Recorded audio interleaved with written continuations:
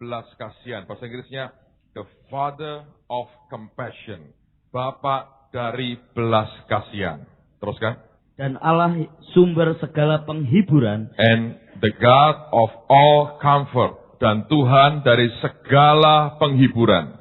Teruskan. Yang menghibur kami dalam segala penderitaan kami, sehingga kami sanggup menghibur mereka yang berada dalam bermacam-macam penderitaan dengan penghiburan yang kami terima sendiri dari Allah. Saudara perhatikan ada suatu akibat yang berantai. Akibat yang berantai. Orang yang menerima penghiburan dari Tuhan ketika dia menderita, orang itu akan punya kesanggupan menghibur orang lain ketika melihat orang lain menderita. Dengan kata lain sebetulnya, kalau kita tidak pernah punya pengalaman dengan Tuhan, saudara tidak akan cukup efektif untuk bisa memberkati orang lain.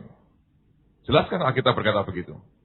Dengan kata lain saya berkata begini, orang Kristen yang hanya sebatas pengetahuan akan Tuhannya itu kuat, maka tidak ada jaminan bahwa dia akan bisa menyatakan, mendemonstrasikan apa yang dia ketahui dari pengetahuannya tentang Tuhan.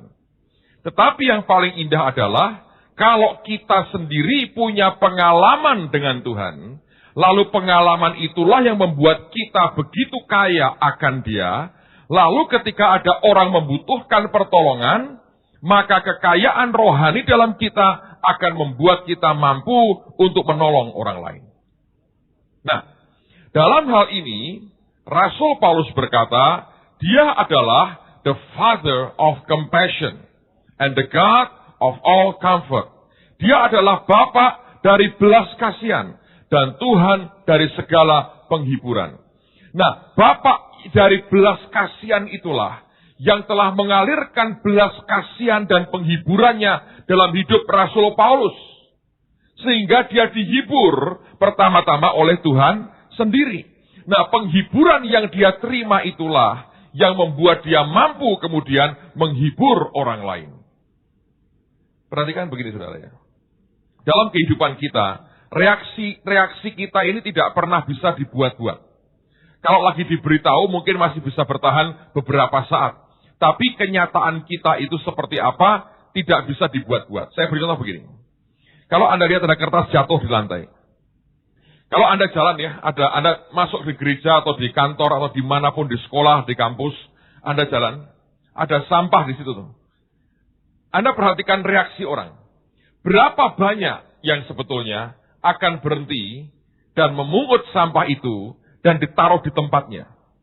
Dibandingkan dengan mereka yang terus jalan dan tidak peduli ada sampah di situ dan bahkan dia injek-injek dan dia kotori lebih jauh lagi. Hal yang sama dengan perilaku kita terhadap manusia lain. Ingat perumpamaan tentang orang Samaria yang baik. Oke? Yang melewati orang yang habis dirampok dan hampir mati itu sebetulnya, itu imam dan Lewi.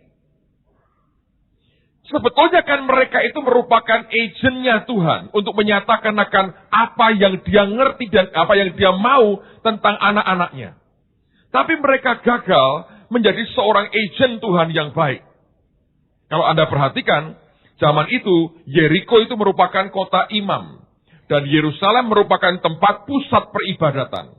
Jadi setiap hari sebetulnya yang namanya imam dan Lewi itu bolak-balik mondar-mandir di jalan antara Yeriko dan Yerusalem. Tapi kenapa mereka bolak-balik? Mereka bergerak untuk menyelesaikan, menunaikan tugas mereka dalam hal beribadah dan penyembahan dan peribadatan kepada Tuhan. Nah, itu yang membuat sebetulnya kalau Anda perhatikan, waktu Tuhan memberikan akan contoh itu, dia mau berkata begini, engkau secara lahiriahmu menjalankan semua urusan ibadah. Lahiriahmu engkau mengerjakan begitu banyak yang namanya hari ini pelayanan. Tapi manusia batiniahmu sama sekali tidak pernah bersentuhan dengan yang namanya belas kasihan. Yang sebetulnya dia sendiri merupakan the Father of Compassion. Karena itu ketika melihat orang tergeletak, buat dia itu bukan poin saya. Tapi poin saya adalah aku harus mengerjakan kegiatan ini. Nah, itulah kenyataan dalam hidup banyak orang Kristen pada hari-hari ini. Kita sangat sibuk dengan kegiatan di luar kita. Sangat hebat menikmati kegiatan-kegiatan gereja, pelayanan yang di depan mata kita. Tapi esensi yang paling dalam, yang namanya belas kasihan Tuhan, tidak pernah bersinggungan dengan kita. Kita senang membaca firman-Nya berkata, buluh yang terkulai tidak akan dipatahkan. Sumbu yang sudah padam, pudar tidak akan Nah, kalau Anda perhatikan, kalau kita sendiri begitu grateful berkata, Tuhan, aku seperti buluh yang terkulai, tapi tidak Engkau patahkan. Kenyataan dalam kehidupan kita, kalau Anda melihat orang terkulai, itu sikat aja ini. Benar nggak, saudara? Jadi, karena apa? Kita nggak bersentuhan secara kuat dengan yang namanya belas kasihan Tuhan. Dan dari segala macam hal dalam kehidupan kita, saya perhatikan ada beberapa hal yang bisa membuat orang berperilaku sangat aneh. Yang pertama, kalau kita mengenal yang namanya cinta. Yang saya berkata 3 minggu lalu ada namanya gelora cinta. Itu membuat opa-opa 80 tahun kayak pemuda remaja 17 tahun, saudara. Kalau dia kena sindrom begituan, akan berubah semua. Tiba-tiba pakai jeans, sepatunya boot, topi koboi. Jalannya tetap pakai tongkat, saudara. Karena usia tidak memungkinkan, ya kan? Anda akan melihat seorang opa aneh, Anda tahu. Ada gelora cinta di dalamnya. Tiba-tiba dia berubah. Dia pengen muda kembali walaupun kekuatannya sudah tidak memungkinkan. Akan aneh. Anda lihat perilaku yang sangat aneh dari orang-orang seperti itu. Jelas itu akan terjadi. Tapi yang kedua yang membuat saya perhatikan. Membuat orang berubah jadi aneh perilakunya. Kalau orang itu dia ngerti yang namanya belas kasihan. Compassion. Orang Samaria itu jadi aneh kelakuannya. Dalam konteks zaman itu, orang Samaria dibenci oleh orang Yahudi. Mereka tahu mereka kelompok yang dibenci dan tidak diingini oleh masyarakatnya. Hari itu dia melihat orang Yahudi dirampok setengah mati. Dia berkata, kalau aku berhenti, 1, ini orang membenci aku. 2, kalau perampoknya masih dekat, gak terlalu jauh, gua korban berikutnya. Tapi ini orang yang ngerti sebetulnya. Dia dibenci oleh orang Yahudi. Dia berhenti, dia tolong orang ini, dibawa ke rumah sakit, ke penginapan. Dibiayai dan dia berkata, kalau kurang nanti aku tambahi setelah aku pulang dari tempat itu.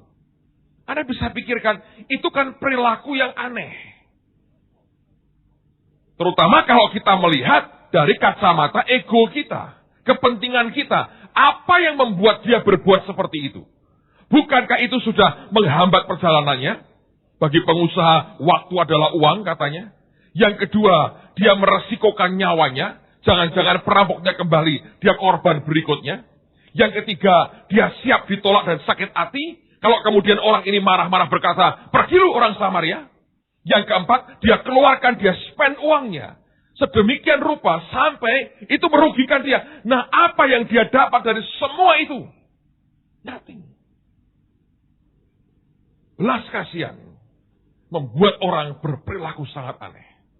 Yang namanya ego ditertawakan. Yang namanya kepentingan pribadi dihina. Dia tidak pernah bisa berkata, aku kenal yang semuanya itu. Dia bisa berperilaku sangat aneh. Dan menurut saya, Bapa di surga, itu yang paling aneh kelakuannya. Beberapa orang dulu menubuatkan kepada saya, sampai sekarang saya terus diomongin dan saya mau percaya. Orang-orang berkata, oh Tuhan akan memberikan kamu hati Bapa. Nice, karena hati Bapa. Memang saya bapak dari 3 anak saya. Tapi dia berkata, kamu akan diberi hati Bapa. Wah, saya berkata, baguslah hati Bapa. Tapi kemudian ada banyak orang mengajar tentang hati Bapa, hati Bapa, hati Bapa. Lalu saya renungkan, hati Bapak yang bagaimana? Oh, Bapak yang kalau anaknya yang sudah hilang kembali, dia akan rangkul, dia peluk, dan dikembalikan posisinya. Saya berkata, fine. Tapi kalau Anda perhatikan cerita tentang anak yang hilang, the prodigal son, Bukankah itu bapak yang sama, yang aneh kelakuannya? Coba Anda pikirkan. Dia punya 2 orang anak laki-laki. Yang bungsu, kan itu kan anak kandungnya sendiri kan? Memang gak jelas ibunya di mana pada waktu itu. Gak ada cerita tentang ibunya itu yang saya heran. Pokoknya ini hati bapak, bukan hati ibu, saudara. Nah, dikatakan, ya Iran yang gak ada ibunya di situ ya. Pokoknya hati bapak gitu aja. Anda harus percaya karena Alkitab ngomong gitu. Nah, anak ini kan dua-duanya ini kan anaknya dia kan. Ini kan bukan anak ngambil di tempat sampah. Ini kan anak kandungnya dia. Bukankah bapak itu ngerti tingkah laku, perilaku dari si bungsu? Menurut saya absolutely yes. Dia tahu persis. Sekarang persoalannya adalah begini. Pada waktu si bungsu itu minta bagian hartanya. Coba Anda baca di Alkitab itu. Adakah indikasi bapak itu menolak? Enggak. Saya mau tanya, siapa yang sudah punya anak di sini? Selain saya. Oke, saya mau tanya ini. Kalau Anda di posisi sebagai orang tua seperti itu. Anakmu berkata, Papa tak anggap sudah tewas. Iya toh? Ngomong apa lagi? Minta warisan itu. Loh, bapaknya masih hidup minta warisan artinya apa? Tewas kan? Tewas. Gugur di medan perang. Berikan kepadaku bagian harta milik kita. Ini orang lumayan keren. Tahu haknya loh. Itu milik kita loh. Bukan milik mutok. Milik kita. Yang sulung malah rodo kamso menurut saya. Hartamu rodo.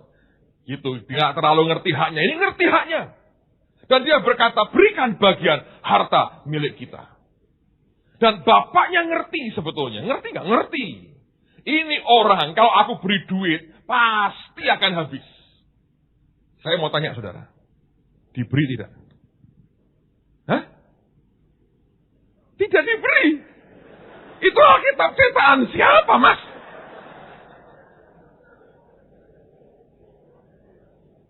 Kalau kita memang kita tidak akan memberi. Kita bukan the father of compassion. Belum sampai ke situ. Tapi ini faktanya loh. Alkitab berkata, diberi. Aneh nggak, saudara? Aneh nggak? Coba, kalau Anda di posisi sebagai bapak seperti itu, orang berkata apa? Gila ini bapak ini. Benar nggak, saudara? Terus terang, jujur, kadang-kadang susah dimengerti. Apanya yang membuat dia memberikan itu? Ya, saya kalau suruh menjelaskan, saya ngerti dalam kemahatauannya, ya sepertinya sedang tetap membuat akan jembatan supaya anak ini jangan sampai tidak pernah kembali kepadanya. Buat dia tentu money is not the issue, uang itu bukan masalahnya. Dia tetap mau ambil hatinya. Sebab bapak mungkin berpikir aku akan tetap miliki hatinya, walaupun badannya akan ke tempat lain, hatinya tetap aku miliki. Sehingga kalau aku tahan, aku tetap punya badannya, tapi hatinya tidak aku miliki. Itu hal yang berbeda juga. Anyway, bukankah itu tindakan, perilaku yang aneh dan tidak masuk akal? Kalau Anda bertanya, kok bisa Pak orang bersikap seperti itu? Itulah yang namanya compassion. Dan Bapa di surga, Alkitab berkata, He is the Father of compassion. Dia adalah Bapa dari belas kasihan. Nah, dengan ini sebetulnya, kita mesti menyiapkan hati dan hidup kita sebagai pelayan Tuhan. Tuhan akan bawa kita sampai ke titik seperti itu. Bukan karena kita mengupayakannya, bukan. Tapi memang akan dibawa Tuhan sampai ke situ. Sampai kita melihat buluh yang terkulai tidak akan dipatahkan. Dan sumbu yang tinggal sudah berasap gitu, tidak akan kita matikan. Masih kita berkata, mungkin masih ada harapan buat dia. Saya teringat akan istilah yang Pak Yusak seringkali pakai, ada tongkat dan ada pedang. Belas kasihan membuat kita memegang tongkat di tangan kanan dan pedang di tangan kiri. Tapi kenormalan manusia akan membuat kita balikkan itu dengan pedang di tangan kanan dan tongkat di tangan kiri. Bedanya apa, Pak? Kalau tongkat di tangan kanan, kita menggembalakan, tidak akan melukai, kita akan menyembuhkan, dan tidak akan menyakiti. Lalu kemudian pedang hanya pada saat tertentu dipakai. Dan dengan air mata itu harus digunakan. Tapi kalau pedang di tangan kanan, Anda lihat orang nggak benar, langsung.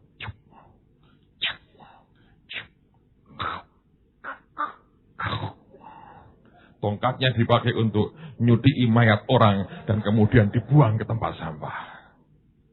Dan banyak sekali sebetulnya perilaku kita yang seperti itu.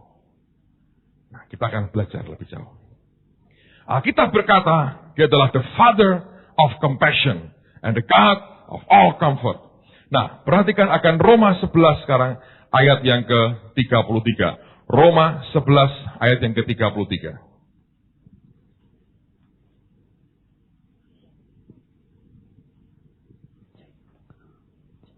Roma 11 ayat yang 33.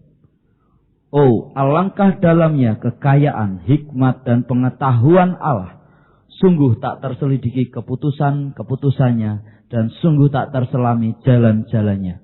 Kalau Tuhan memutuskan sesuatu, tidak terselidiki. Dan cara dan jalannya tidak terselami. Why? Menurut saya dua faktor utama tadi. Di dalam dirinya ada gelora cinta yang luar biasa kepada anak-anaknya. Sampai dia melakukan hal yang secara manusia tidak masuk akal. Dia berikan anaknya yang tunggal buat kita. Lebih gampang sebetulnya dia binasakan aja dunia. Bahkan dia sudah terlanjur janji tidak akan membinasakan. Ya, janjinya kan tidak membinasakan dengan air. Pakai api dong. Cepat malah selesai. Untuk apa? Dia bisa nikmati surga tanpa menderita, susah payah untuk orang-orang kayak kita modelnya. Anda bisa angkat. Susah untuk ngerti itu susah. Nyelami jalannya Tuhan tidak gampang ternyata. Karena satu adanya gelora cinta di hatinya. Tapi yang kedua ini yang lebih kuat menurut saya. Ada compassion. Dan kalau itu terjadi, susah dinilai saudara. Tidak bisa. Sulit. Compassion sebetulnya menempatkan diri kita di tempat yang sulit. Kebekuan dan dingin dan cool dan sadis sedikit menempatkan kita di tempat yang lebih gampang.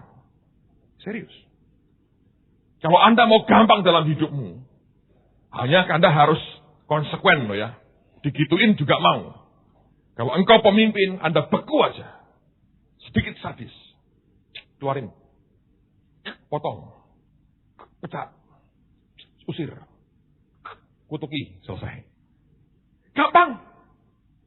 Gampang. Tapi konsekuen. Digituin, resiko. Biasalah. Tapi kalau ada belas kasihan, engkau menempatkan dirimu di tempat yang sulitnya luar biasa. Saya mau tanya sekarang. Tiba-tiba mungkin di tengah-tengah kita ada orang sakit kusta dan menular. Orang itu datang di MK saudara. Setia. Berkata begini, saya mau setia dengan Tuhan Yesus. Apa yang kau buat? Kusta. Dan jenis kustanya tambahi supaya seru ya. Kusta yang basah. Yang kelihatan melepuh itu di badannya. Pakai baju, pakai. Tangan panjang iya, tapi nempel di baju ini. Karena kan kusta basah kan begitu melepuh gitu. Kalau engkau mau gampang, ambil tongkat. Giret lehernya. Berobat dulu ya. Entah kasih sumbangan. Nyumbang. Berobat. Belas kasihan. Menempatkan dirimu sendiri di posisi susah. Mau Anda kemana ini? Oh, carikan jalan Pak. Oke. Ya, kalau orangnya kepahitan. Dan orang seperti itu gampang tertolak. Karena keadaannya. Saudara mau tempatkan dirimu gampang atau sulit. Belas kasihan. Menyulitkan Tuhan sendiri, saudara. Kenapa dia mesti mati digantung kayak penjahat disalib? Itu kan nyusahkan dia sendiri kan? Tapi itu jalan yang dia pilih. Bukan karena sudah tidak waras pikirannya. Tapi karena belas kasihan selalu menempatkan kita pada tempat yang kita sendiri berkata, ini akan sulit buat saya. Dan itulah sebetulnya kekristenan yang sebenarnya. Ada jalan gampang yang kita bisa ambil. Ada jalan yang tidak terselidiki dan tidak terselami. Justru menempatkan diri kita di tempat yang tidak mudah. Saya teringat pada waktu sekian tahun lalu kita ingin memulai pelayanan untuk anak-anak jalanan, saudara. Saya jujur berkata tentang diri saya lah, saya tidak bicara tentang orang lain. Kami baru selesai kebaktian minggu pagi, dan begitu selesai kami ngobrol di sini, tiba-tiba masuk tuh puluhan anak. Liarnya luar biasa, masuk naik turun teriak-teriak. Dan dari bajunya, dari baunya, dari apanya, semua kaget, shock. Saya juga yang merestui itu shock. Ayo. Dan begitu kebaktian dicampur sekolah minggu, orang tua yang anaknya digabung sama mereka protes. Sejujurnya kemudian kami memilih jalan yang mudah. Mengisolir mereka dan menempatkan dalam kelompok yang berbeda. Dengan 3.000 alasan mengapa itu perlu dilakukan. Tapi awalnya, ide itu sudah di sini. Tapi dari sini turun ke sini, saudara. Fenelon berkata, long way. Sebagian gak nyampe, keluar lewat sini.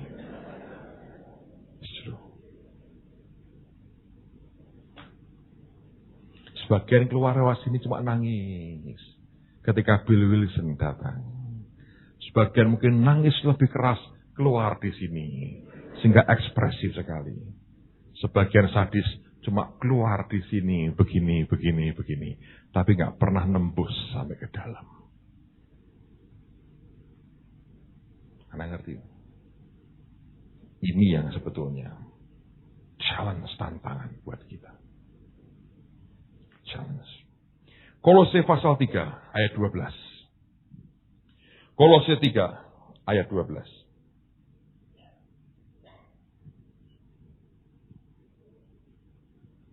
Kolose 3 ayat 12.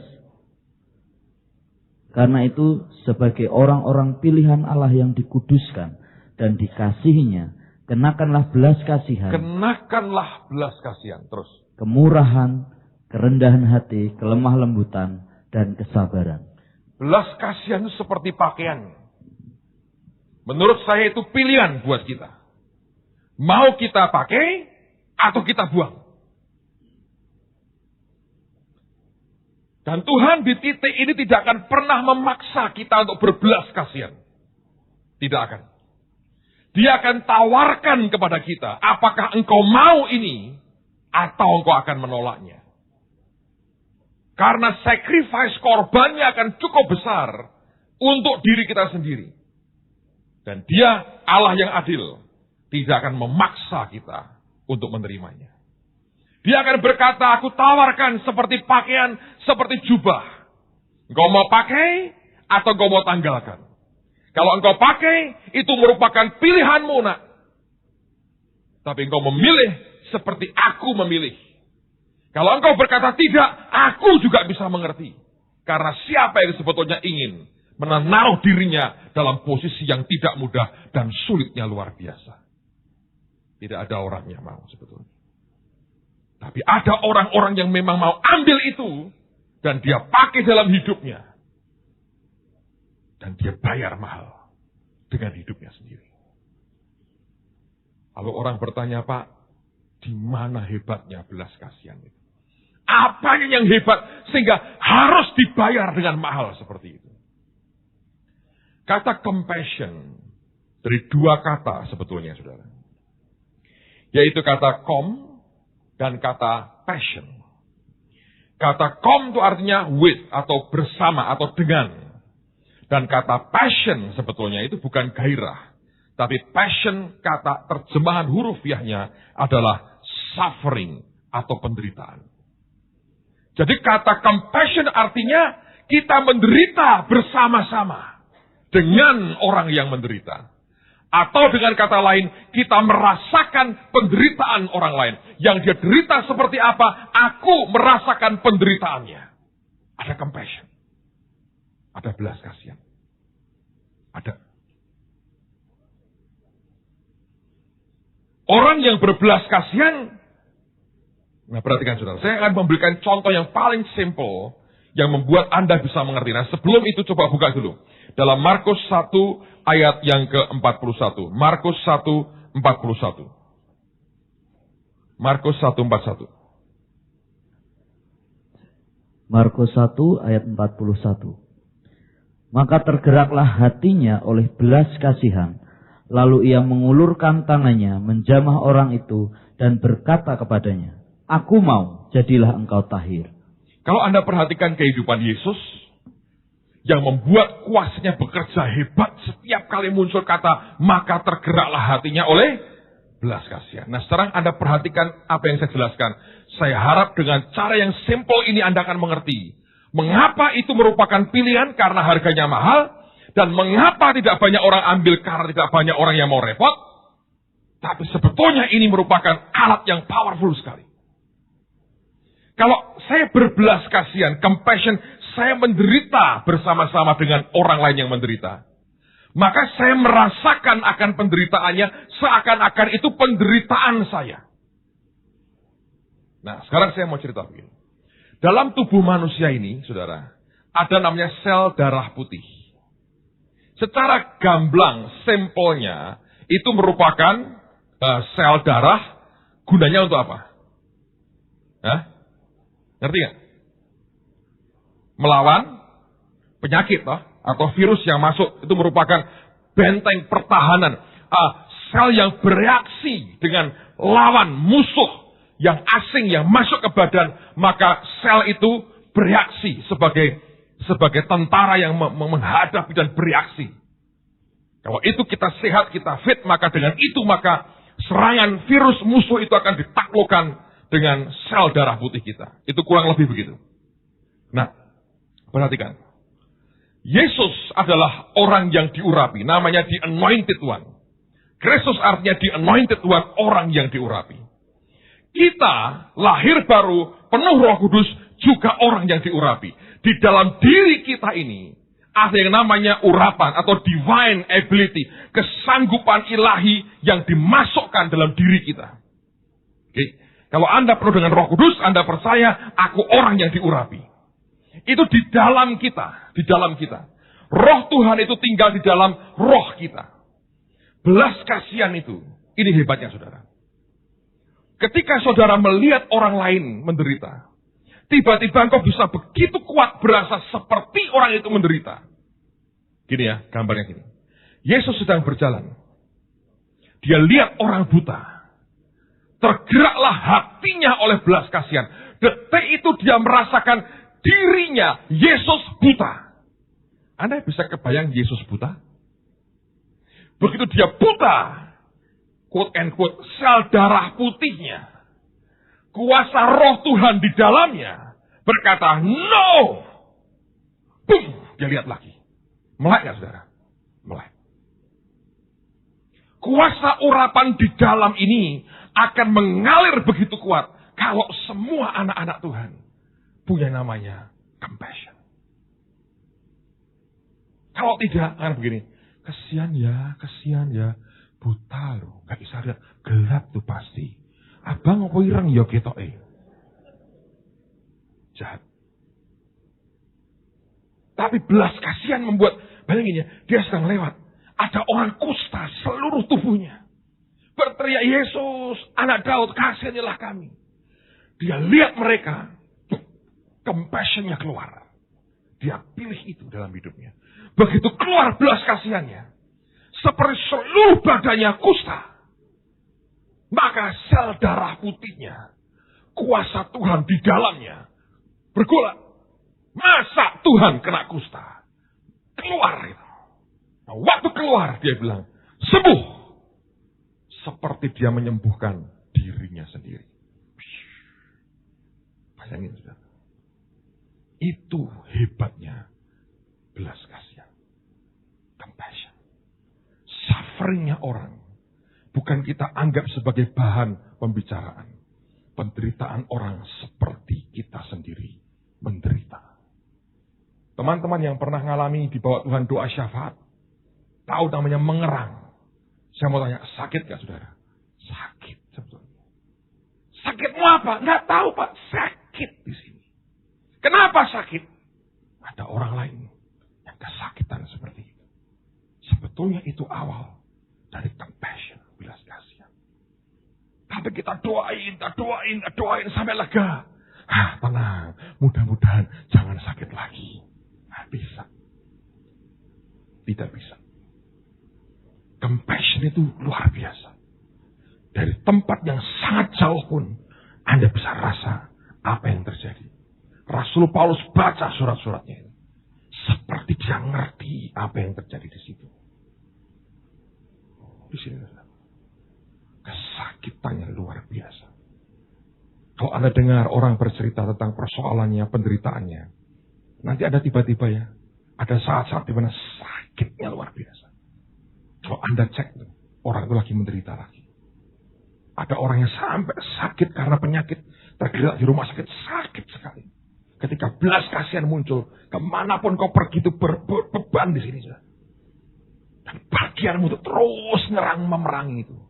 Sembayang, mintakan Tuhan, angkat kesakitannya. Dan doa-doa seperti itu menggerakkan kekuatan sorga dan kuasa sorga yang luar biasa. Itu yang Tuhan mau. Kalau tidak, kita hidup dalam kegiatan-kegiatan seperti Imam dan Lewi yang tanpa hati sama sekali. Berkali-kali Tuhan bicara dengan saya, I want a king with a heart. Aku mau pengen punya raja dengan hati. I want a king with a heart. Orang yang mungkin dalam pangkatnya di depan Tuhan atau manusia, orang berkata, he is like a king, dia seperti raja. But with a heart. Jujur saya berkata, ternyata bukan hal yang gampang, saudara. Saya beri contoh yang paling gampang, yang baru-baru ini kami rasakan. Ketika Tuhan perintahkan untuk membangun, buat Noah Project, Bahtera Nuh itu ya. Saya akan berkunjung ke beberapa gereja yang akan dibangun pada waktu itu. Ini yang Tuhan gambarkan dalam hidup saya, mengilustrasikan. Saya berkunjung ke sebuah gereja yang jemaahnya kira-kira 15-16 orang. Gerejanya sudah terbangun dengan cukup bagus. Karena gembalanya saya dengar dapat warisan dari orang tuanya meninggal. Nah, warisannya dia pakai untuk membangun gereja. Itu bukan karena sumbangan dari orang lain, dia pakai warisannya. Gerejanya jadi, rumahnya dia nggak tertangani. Di bagian belakang itu sangat menyedihkan. Saya nggak tahu gimana cara gambarkannya, ruangannya kecil banget. Saya nggak tahu berapa kali berapa, kecil sekali. Diisi dengan dia, istrinya, dan 5 atau 6 anak. Tidak ada tegelnya, tidak ada, cuma tanah biasa. Dan campur dengan gudang yang di situ. Begitu keluar, itu tempat ruang keluarga, ruang makan, atapnya nggak ada. Untuk ke dapur kalau hujan pakai payung. Dari kamar ke dapur. Dan begitu di dapur Anda tahu, dan siang itu saya ngerti, apa yang dimasak istrinya, itulah makan siangnya. Hari saya nggak tega. Itu antara dapur, tempat masak, tempat cuci, dan WC-nya disekat cuma tempat gedek satu gini. Menurut saya, saya berkata, tidak layak ditempati. Saya masuk ke situ, saya bawa Harold dan Janice waktu itu. Mereka nangis.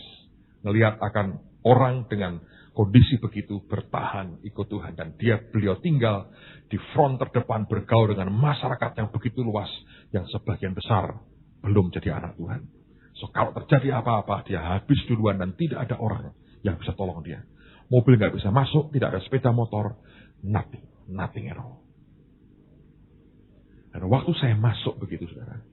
Ingat, dia orang dengan 16 orang di belakangnya. Jemaatnya. Dan dia menghadapi posisi seperti itu. Lalu kemudian saya tiba di situ. Nggak tahan. Saya hanya coba tidak terlalu cengeng. Kata orang sekarang bahasa kerennya jaim. Jaga image. Wah, kelihatan tegar. Kalau mau sedikit terharu, ya, itu pokoknya suarane piye ora konangan. Ayo, tegar. Tapi di sini golak. Di sini golak.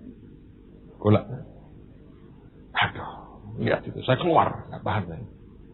Keluar. Pokoknya ikut-ikutan sana kemarin ngeliatin tukang pada kerja, saya keluar, saya pulang.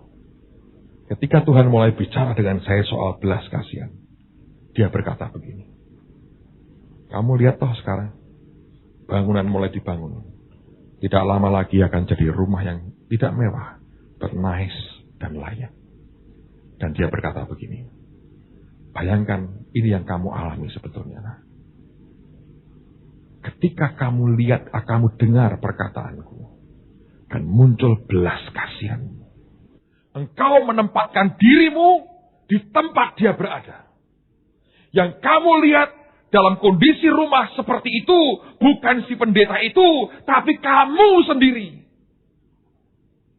Dan kamu berkata, Petrus Agung tinggal di rumah begini, no way. Dan kalau saya bilang no way, 8.000 orang di belakang saya. Boom, jadi sudah. Berubah. Di dalam diri kita, bukan cuma 8.000 orang. Roh Tuhan bersama dengan kita. Kalau engkau punya belas kasihan, kalau itu dibiarkan dan engkau memilih untuk memakainya, itu akan ngalir luar biasa. Ngalir, saudara. Saya berharap Anda bisa nangkap. Ini gambarannya. Saya bukan gambaran yang the best, tapi itu yang at least saya rasakan. Saudara tahu nih rumah belum jadi, sudah ada orang nyumbang TV untuk warga mereka. Dia bilang, lihat yang kamu alami.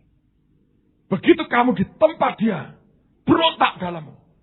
Gak bisa, aku mau merdeka. Begitu kau berkata, no. Engkau buat sesuatu. Dia bisa bilang no, 16 orang di belakangnya. Dan tidak terjadi apa-apa. Engkau bilang no, boom, 8.000 orang di belakangmu.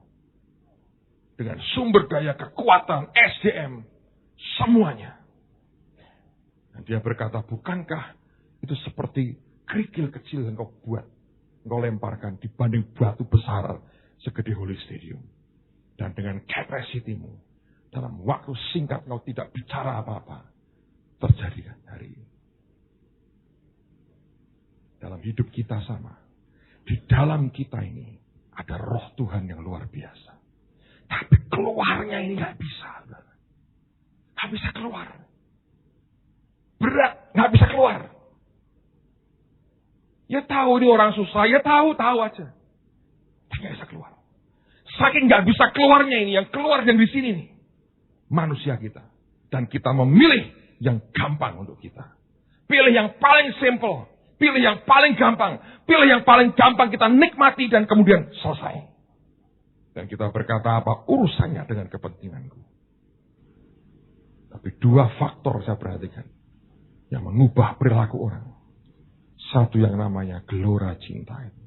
Yang kedua yang namanya belas kasihan. Ini menghasilkan perbedaan yang luar biasa.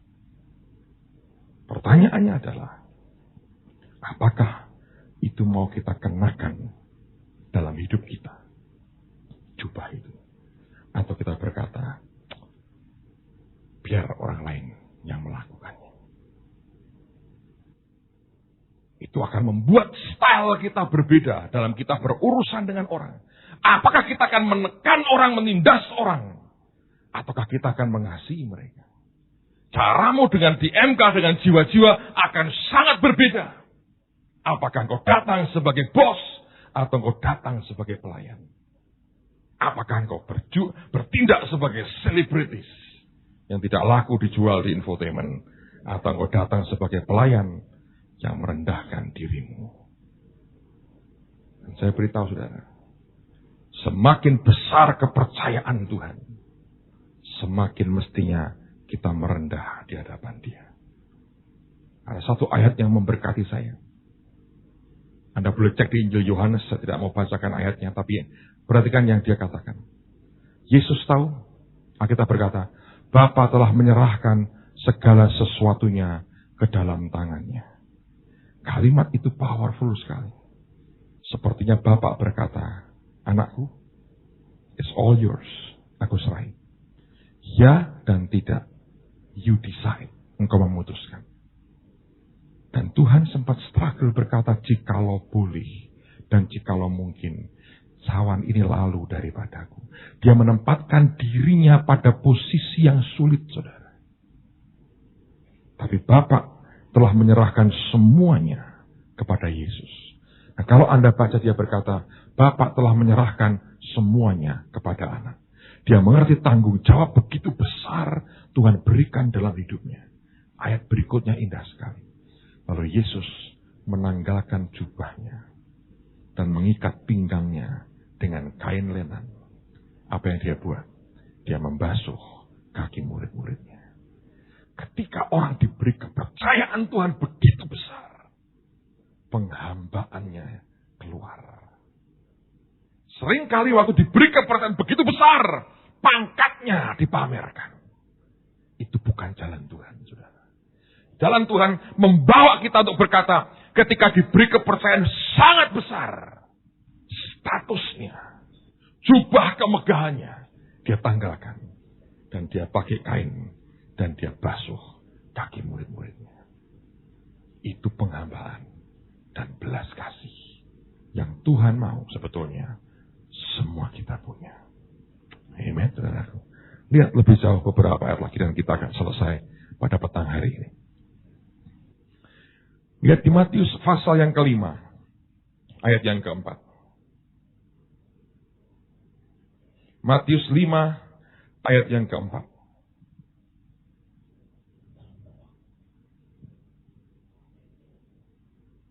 Tolong mikrofonnya Hasto. Matius 5 ayat yang keempat. Berbahagialah orang yang berduka cita karena mereka akan dihibur. Kata berduka itu juga, Larry Kiefer katakan pada saya, kata berduka juga artinya berduka atas apa yang membuat Tuhan berduka. Dan bisa merasakan apa yang di dalam hatinya Tuhan. Penghiburan kita ini bukan penghiburan manusiawi dan kita tidak mencari simpati manusia. Tapi kalau orang ingin punya belas kasihan, saudara harus bisa merasakan yang Tuhan rasakan. Saya beri contoh, saudara. Saya beri contoh yang paling simple, paling gampang, paling mudah. I know ini pengalaman pribadi. Saya tahu ini akan membuat saya makin diperkaya dengan banyak hal, tapi saya mengerti bahwa saya harus cerita ke orang lain juga. Satu hari, ada seseorang cerita dengan saya, apa yang dia alami dalam hidupnya. Ada hal-hal yang menurut saya kejam banget, dibuat oleh orang tuanya kepada anak ini. Very abusive. Dipukullah, apalah. Jadi, anak sudah gede, tempeleng, tempeleng gitu. Dipukul kepalanya, segala macam. Suatu hari, saudara, saya lagi gak mikir apa-apa kok. Lagi baca Alkitab malam-malam di rumah. Tiba-tiba saya kelintas, ingat cerita anak itu. Saudara, apa yang terjadi? Di dalam diri saya ini, bisa badan saya gemetar. Ada ledakan marah yang luar biasa. Dan saya dalam hati saya bilang, Tuhan, kenapa gue begini ya? Badan saya goncang, saya bilang, ini gak benar. Marah ke dalam. Dan saya berkata ini harus dihentikan. Ini harus dihentikan. Dan mendadak saya bilang, Tuhan, aku mau ngadep Engkau, Tuhan. Aku mau berurusan dengan orang ini. Orang tua kok gituin anaknya. Gak bisa, mesti dihentikan. Roh Kudus berkata begini, jangan. Gak ada gunanya. Saya bilang, kenapa Tuhan? Dia berkata gini, kamu tahu, si anak itu mengampuni orang tuanya. mendoakan tiap hari. Pengampunan dan doanya membuat proteksi terhadap murka Tuhan. Sehingga Tuhanmu, walaupun dia tidak rela digituin anaknya, dia tidak bisa bertindak. Karena doa dari anak itu untuk orang tuanya. Dan apa yang saya rasain? Frustrasi yang luar biasa. Lalu saya bilang begini, Tuhan, apakah selamanya dibiarkan? Tidak. Tapi dia bilang, selama anak itu mendoakan terus, aku tidak bisa buat sesuatu. Lalu saya berkata gini, apa untungnya buat dia? Untungnya anak, manusia rohnya makin kuat. Dia tumbuh bersama dengan aku. Walaupun tubuhnya mungkin binasa, hancur, merosot. Tapi manusia batiniahnya dibaharui dari hari ke hari. Kekuatan rohnya luar biasa. Pangkatnya naik di hadapanku. Nah, saya bilang, terus terang saya bilang, cara begitu Tuhan, bonyok hidupnya. Sampai kapan harus dihentikan dong Tuhan? Ada waktunya. Nah, saya bilang, saya bantah. Engkau berkata, selama dia mendoakan terus, maka tidak bisa berbuat apa-apa. Terus dia berkata, dia berdoa itu karena pekerjaan siapa? Aku juga kan, Roh Kudus kan. Kalau aku berhenti, dia berhenti nggak? Berhenti. Nah, waktu itu gue hajar, bam. Keadilanku turun waktu itu. Bayar harganya. Dan dia berkata, lihat orang yang bernama Saulus. Tidak langsung sekali menganiaya, aku bertindak, nak. Tidak. Itu sudah berapa korbannya. Stefanus mati. Dan dia saksinya loh.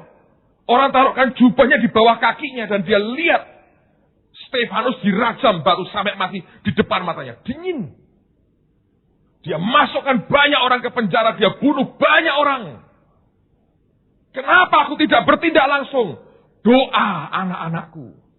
Pengampunan yang mereka serukan kepadaku. Tapi aku bertindak sesuai dengan waktu. Dan begitu tiba keadilanku yang datang. Dia berkata, bagianmu nak, sembahyang buat dia. Tidak begitu dengan emosi. Minta ngotot sama aku. Saya beritahu ya, jadi Tuhan itu susah, saudara. Jadi setan lebih gampang. Ngerti? Jadi Tuhan itu susah. Kalau nanti Anda ngerasain yang dia rasain. Saya ini ngalamin beberapa kali. Nantilah bertahap saya cerita. Tapi tidak begitu. Dan dia Tuhan yang benar-benar sesuai aturan. Dia nggak bisa main semaunya, dia nggak bisa. Siksa pun tetap dalam jalurnya. Waduh, saya bilang. Memang tidak gampang jadi Tuhan. Lebih gampang jadi setan. Ngerusak lebih gampang dari bangun dan memperbaiki. Ya? Tapi saya berdoa. Malam ini dia tawarkan jubah belas kasihan. Saya berdoa, kita bilang, Tuhan, adik. Aku ambil. Ayat terakhir. Kita selesai. Surat Yudas. Yudas. Ayat yang ke-22. Yudas 1. Ayat 22. Yudas 1 ayat 22. Tunjukkanlah belas kasihan kepada mereka yang ragu-ragu. Bahasa Inggris saya bingung. And of some have compassion. Dan kepada beberapa dari mereka berbelas kasihanlah. Have compassion. Tunjukkan belas kasihan. Koma. Making a difference. Buat jadi berbeda. Compassion itu menghasilkan perbedaan yang luar biasa. Kita berkata, and of some have compassion. Making a difference. Buat perbedaan. Maka semuanya akan berbeda, saudara. Amen. Saya tidak tahu dengan hidup Anda dan pelayananmu setiap hari. Tapi saya berdoa, Anda mulai cerna sesuatu malam hari ini. Karena kelak Tuhan akan bawa kita ke tempat seperti itu. Tundukkan kepala saudara. jalan-Mu tak terselami oleh setiap hati kami. Mari berdiri sama-sama.